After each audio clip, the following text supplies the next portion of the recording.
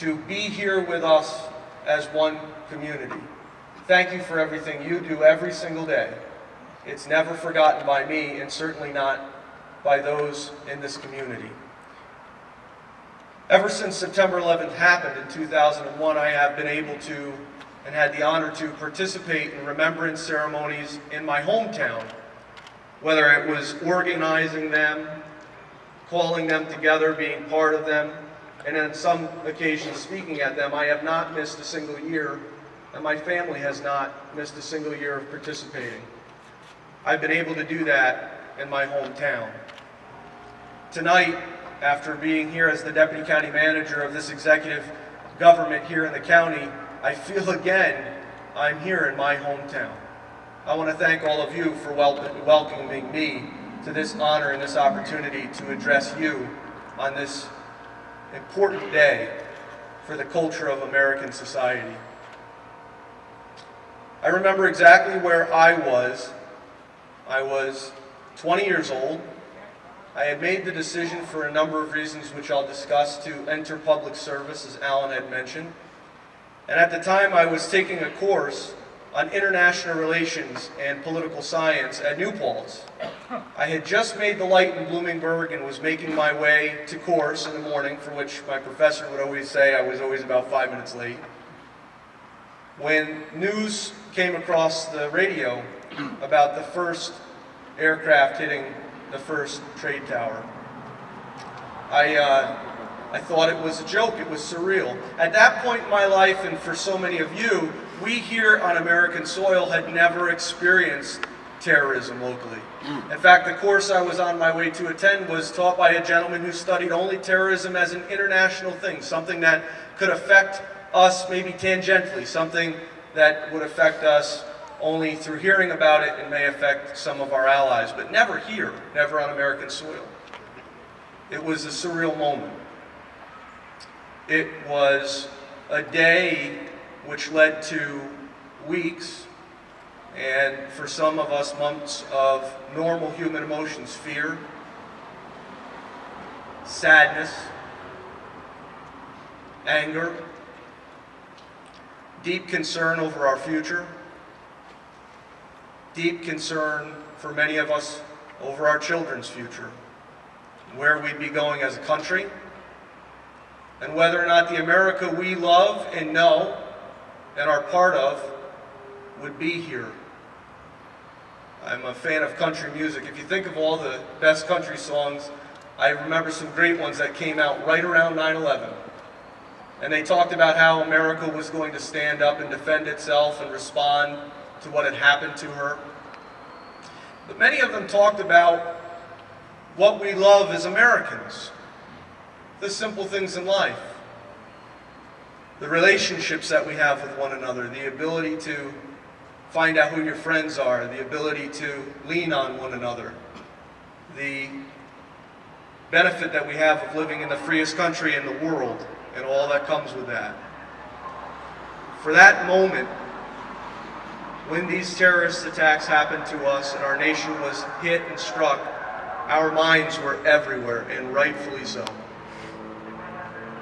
I had a friend who I went to high school with. His name was Chris Kirby. Chris came from a long line of firefighters. His father was a firefighter, actually was a firefighter with my father-in-law down in New York City. Chris was a tradesman and was working in 9/11 doing repairs to the building at the time. And unbeknownst to many people, his dream was to be like his dad and to be a New York City firefighter and to serve. He had put his application in, it was being reviewed, and he was just weeks away from having that opportunity to be a hero. In his mind, his father was a hero in his, and he too wanted to be a hero.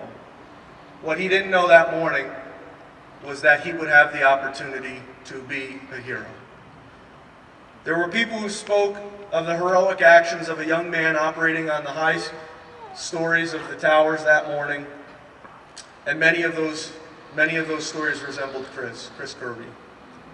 Chris never made it out of the World Trade Center, and for him, his American dream and everything that he believed in, everything that he cared for, died right then and there. Chris's story is not unlike so many stories that you may be able to relate to. How many mothers and brothers and fathers and sisters and cousins and aunts and loved ones and uncles lost their lives that day?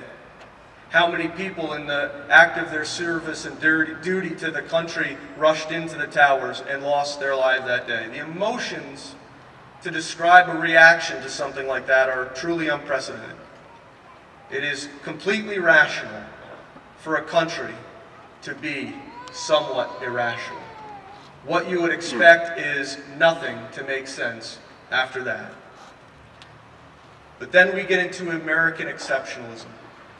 And we get into the very reason why I was at a point in my life where I was considering joining public service. I looked to my pillars in life, as many of you do. My great-grandfather, my grandfather were pillars, people who gave back always to this country, because they didn't believe in any one person. They didn't believe in any one group or one organization more than they believed in their family. They believed in the divine being, God, and they believed in American exceptionalism.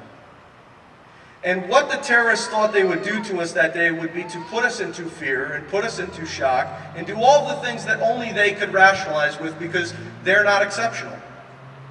They're not Americans.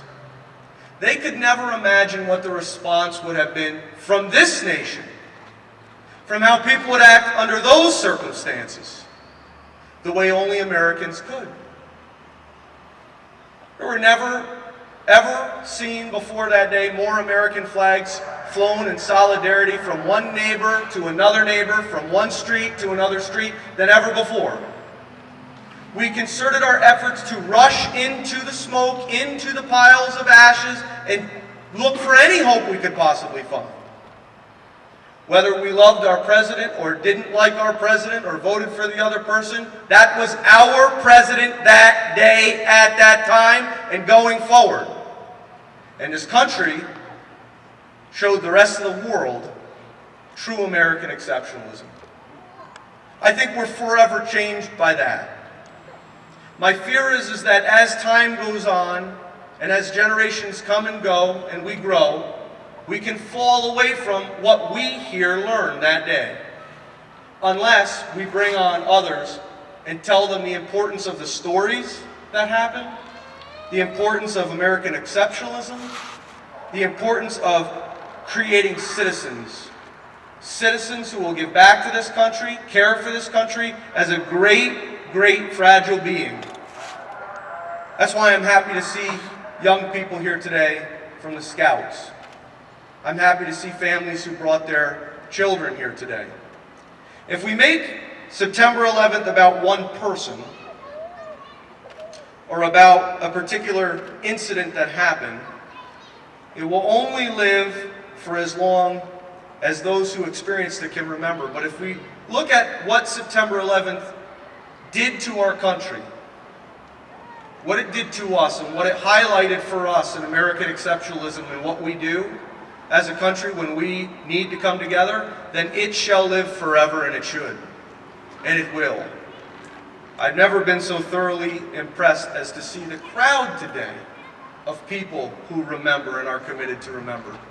To me, you and your actions today speak to the great American exceptionalism that was displayed after 9/11. And shall be for generation upon generation. As we one day perish from this earth, we shall pass on the greatness that is American citizens and the greatness that we owe those who lost their lives on 9/11. I thank you for the opportunity to share this year with you. You have become my home. You have become my family. It's a great honor to be here. And I pause for a moment of prayer and silence for anyone who lost someone, and for all the armed servicemen and women who have lost their lives defending our country, and will continue to do so to defend who we are, what we are, and who we will always be. A tremendous humanitarian democracy on this planet.